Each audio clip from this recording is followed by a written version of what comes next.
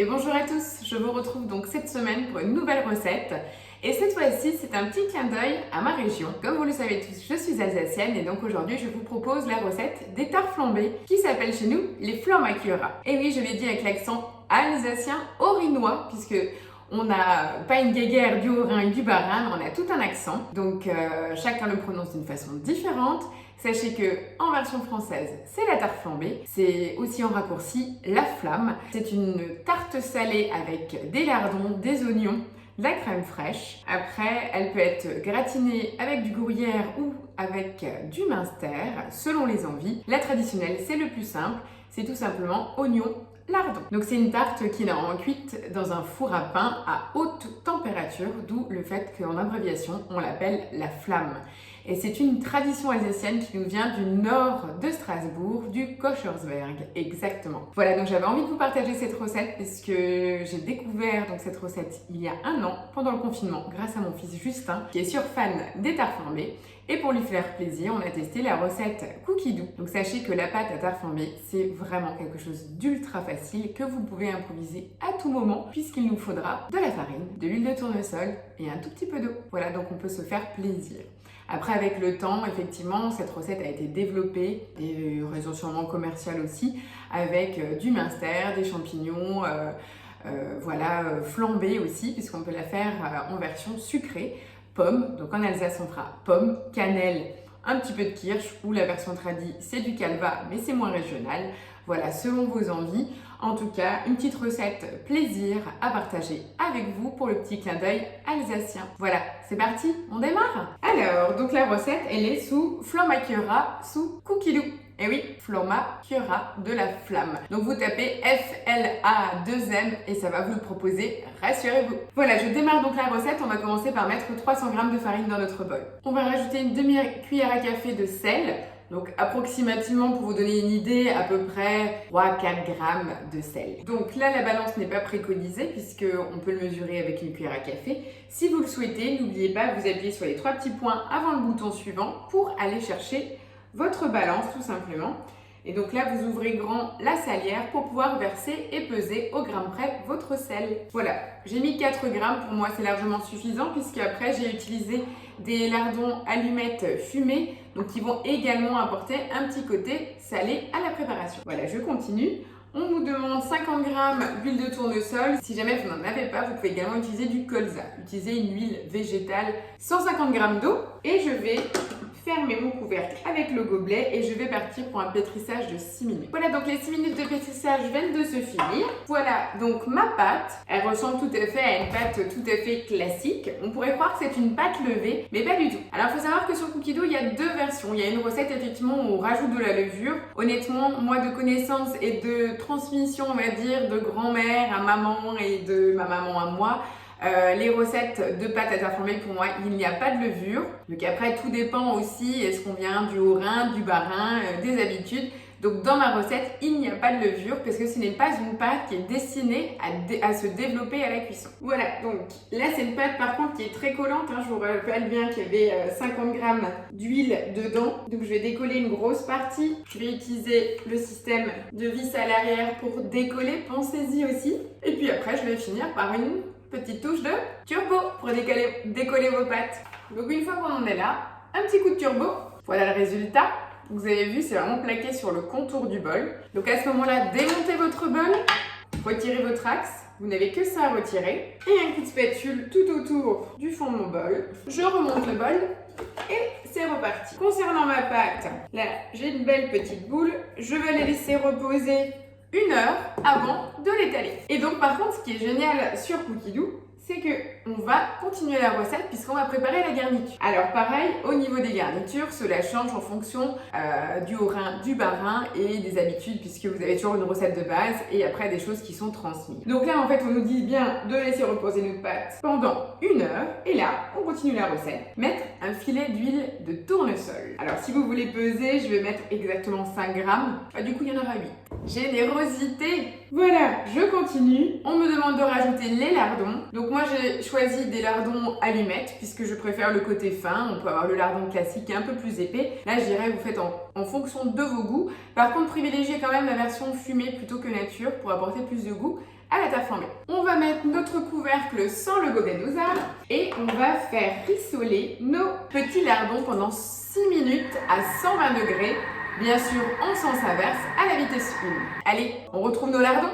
Voilà, donc on a le tout petit lardon qu'on réduit, vous les voyez, et surtout il y a beaucoup de jus, c'est justement la matière grasse du lardon qui a fondu. Donc là, on nous demande de les égoutter dans une petite passoire. On n'a pas besoin de passoire, pensez à prendre votre panier de cuisson. Je le mets tout simplement dans mon récipient là, et je vais transvaser le tout. Parce que comme je vous le disais, l'essentiel c'est de pouvoir récupérer la matière grasse. Voilà, donc j'ai mes petits lardons qui peuvent égoutter. Je récupère le gras, je remets mes petits lardons en stand-by. Et là, je vais rajouter donc mes fameux oignons émincés, donc tout finement. Donc je les ai vraiment laissés entiers pour vous montrer.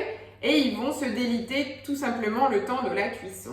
Donc dans la recette, juste pour que vous ayez toutes les explications comme à mon habitude, dans la recette, en fait, il vous demande de le couper en 8. Donc, ça nous fait vraiment plus des petits quartiers. Personnellement, moi, j'apprécie pas, en fait, ce format par habitude. Testez voir ce que vous préférez. Moi, je préfère l'avoir le côté beaucoup plus fin. Je vous dirais, là, c'est au gré des envies et des goûts. Une petite pointe de sel, du poivre et de la muscade. Donc, je remets mon couvercle sans le gobelet doseur et je vais partir à nouveau pour 7 minutes à 120 degrés. Donc là, vous voyez, pendant ce temps-là, il nous préconise déjà de préchauffer notre four, donc là il nous annonce carrément 240, je disais 220, 240 vraiment le plus fort que vous puissiez faire avec un sol chauffant, je préconise, puisqu'idéalement si vous pouviez le poser le plus bas possible pour avoir ce côté vraiment pour saisir votre tarte flambée. Alors vous qui me regardez, vous êtes de toute origine, n'hésitez pas à partager aussi quelle est la spécialité de votre région en commentaire, ça serait sympa histoire de se découvrir et voir aussi est-ce que vous êtes fiers de votre région? Est-ce que vous avez envie de la mettre en avant? Est-ce que la recette existe au Thermomix ou est-ce que vous allez me lancer un challenge de réadaptation de la recette de votre région au Thermomix? Ça pourrait aussi être un jeu. On a un peu de temps.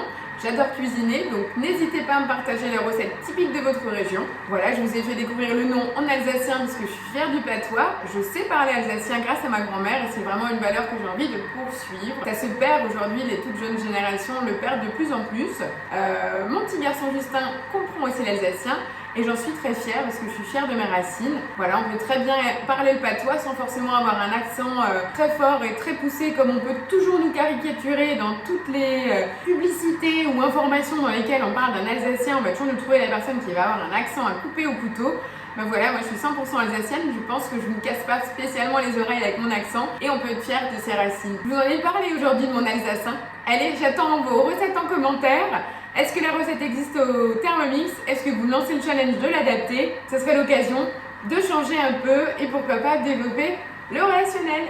Donc pareil pour toutes les personnes qui m'ont déjà contacté, c'est vrai que YouTube ne permet pas en fait une messagerie instantanée, donc c'est un peu plus compliqué, même quand je vais vous faire parvenir des photos, puisque sur YouTube c'est pas possible. Comme vous aviez pour les premières vidéos une déception sur le manque du visuel, de la pâte feuilletée ou autre, j'aurais bien voulu vous les envoyer en photo. Par YouTube c'est pas possible, donc n'oubliez pas, vous pouvez me rejoindre sur ma page Facebook, Céline Momix, ou le groupe Céline Z, conseillère Thermomix de l'agence de Colmar. Vous avez également mon numéro de portable qui est accessible, donc à vous de m'envoyer soit un SMS, soit un mail. N'hésitez pas, en tous les cas, je réponds toujours. Je fais un petit clin d'œil aussi à la personne de Suisse qui m'a fait un magnifique mail et d'ailleurs, la réponse va pas tarder à arriver. Voilà, j'ai des très très beaux retours. C'est d'ailleurs vous qui me donnez l'énergie et la pêche de continuer parce que j'avoue, en ces temps difficiles, 3e confinement, on n'était pas prêts, je voulais pas le voir venir. Mais voilà, je me motive, je garde le contact avec vous, vos retours me font chaud au cœur et c'est ce qui me motive chaque semaine à publier une nouvelle recette. Donc je vous dis déjà merci et d'ailleurs ça me permet de lancer le fait qu'on approche tout doucement des 1 an de la chaîne YouTube. Qui l'eût cru? Pas moi, ça c'est sûr. Donc je suis en train de préparer une petite recette d'un gâteau un petit peu sympa, un peu plus technique et puis surtout pour vous apporter une nouveauté, un peu de fun et puis pour marquer les 1 an de la chaîne et ça sera le 15 mai. Le 15 mai 2021, nous fêterons donc les 1 an de la chaîne YouTube. Combien d'abonnés j'aurai? Aujourd'hui on est déjà à 2500, c'est juste quelque chose d'inespéré pour moi. Déjà merci à vous, n'oubliez pas de continuer à partager, liker et puis on verra au 15 mai combien nous serons. Voilà, donc mes oignons viennent de finir de rissoler. Donc là, ils sont extrêmement fondants puisqu'ils étaient dans la graisse de nos lardons. J'adore. Il n'y a même pas du tout de côté piquant en fait de l'oignon puisqu'il est tout moelleux, vraiment top. On nous demande de rajouter 200 g de faisselle. Donc moi, je prends du fromage blanc. On est bien d'accord, j'ai rajouté donc le fromage blanc directement avec les oignons. On va faire vraiment le mélange complet de la garniture. 120 g de crème épaisse. Je referme le couvercle avec le double doseur et je vais mélanger 10 secondes à la vitesse 4. Voilà, ma garniture est maintenant prête. J'ai préparé donc ma pâte sur mon plan de travail que j'ai légèrement fleuré comme d'habitude. Je vais couper le pâton en deux. J'ai déjà préparé 2 plaques à trous que j'ai légèrement huilé avec un papier essuie-tout. Donc fleurez votre plan de travail vraiment très finement et on va étaler. Sachez que donc l'épaisseur choisie sera l'épaisseur finale. Donc la quantité qu'on a réalisée aujourd'hui de pâte, donc c'est avec 300 g de farine. Sachez que vous pouvez doubler voire tripler la recette en une seule fois sans aucun souci. Donc avec 300 g de farine, ça va me donner 2 grandes plaques à trous. Donc pour vous donner une petite idée, là j'étale tout simplement, je tourne et je retourne pour avoir quelque chose de le plus rectangle possible. Voilà, j'ai donc étalé mes 2 pâtes, j'ai fait le plus rectangle possible. Et là tout simplement, je vais utiliser ma garniture, donc fromage blanc, crème épaisse, sel, poivre, muscade, oignon. Je vais répartir sur le dessus, je vais rajouter mes petits lardons. Une, je vais laisser nature et l'autre, je vais la faire gratiner. Quoi vous dire d'autre? Je vais l'enfourner dans mon four. 240 degrés, j'ai seul chauffant, chaleur tournante et on va regarder entre 7 et 10 minutes en fonction de la qualité de votre four. C'est ce que je vous disais, si on avait été dans un four à bois qui est encore plus haut en température et directement sur une pierre, pourquoi pas utiliser une pierre à pizza à mettre au fond de votre four, ça donnera aussi ce côté plus traditionnel. Et là, par contre, dans ce cas-là, on est plus sur 3 minutes de cuisson puisque la pierre est déjà bien chaude. Donc pourquoi pas, quand j'aurai mon four à pierre, à tarte flambée, à pizza, on verra. Allez, je vais garnir. Voilà, ma tarte flambée est prête donc à être enfournée dans mon four. Allez, je vous retrouve pour le résultat. Voilà, ma tarte flambée est au four. 7 à 10 minutes, vous verrez en fonction de la qualité de votre four. Pendant ce temps, ma vaisselle est faite. J'avais que le bol à laver. Moi, je vous dis apéro. Donc du coup, pour manger avec ma tarte flambée, j'ai choisi un petit pinot blanc. Donc c'est un vin blanc sec qui est relativement léger, qui passe très bien. Alors moi je vous dis Gesundheit, c'est à votre santé en alsacien. Je sens qu'on va se régaler. Et voilà ma flamme. Et donc là maintenant le principe, c'est que justement, on utilise notre roulette à pizza et on coupe des bandes. Voilà. Et on attrape un petit carré comme celui-ci. C'est sacrément chaud. Vous avez vu? C'est très fin. C'est garni. C'est facile à manger. Ça tient tout seul. On en croque un petit bout. Avec un pinot blanc, un Riesling, pourquoi pas. Pour les gens qui aiment le plus fruité, un pinot gris. Moi, je vous dis à très vite. J'attends vos retours en commentaire. Je pense que là, ça va buzzer puisque mes clientes sont essentiellement alsaciens. Donc, j'attends vos retours. Je vous souhaite un bon appétit et je vous dis salut Bissorma. À la semaine prochaine.